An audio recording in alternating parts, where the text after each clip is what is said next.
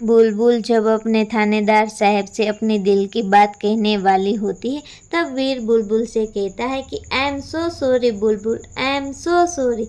मैं तुम्हें इस वक्त रोक रहा हूँ। मैं तुम्हारी बात सुनना चाहता तो हूँ, लेकिन मुझे ज़रूरी काम से जाना होगा। तब बुलबुल कहती है कि थानेदार साहब, एक मेहनती और एक ईमानदार आईपीएस ऑफिसर की पत्नी हूँ मैं। जानती हूँ कि आपके लिए आपकी ड्यूटी सबसे पहले आती है। तब बुलबुल कहती है कि जल्दी आएगा, मुझे ज़्यादा इंतज़ार मत कराएगा, मैं जल्दी ही आऊँगा। वही वीर और बुलबुल यहाँ पर अपने हाथ में पहने हुए ब्रेसलेट किसी के हाथ से गिर गया।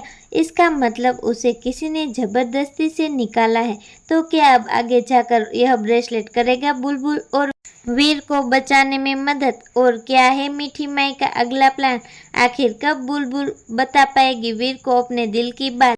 अब क्या होगा जानने के लिए हमारी चैनल के साथ जुड़े रहिए और ऐसे ही अपडेट्स के लिए हमारी चैनल माय टॉपिक को सब्सक्राइब जरूर कीजिए। फिलहाल के लिए बस इतना ही।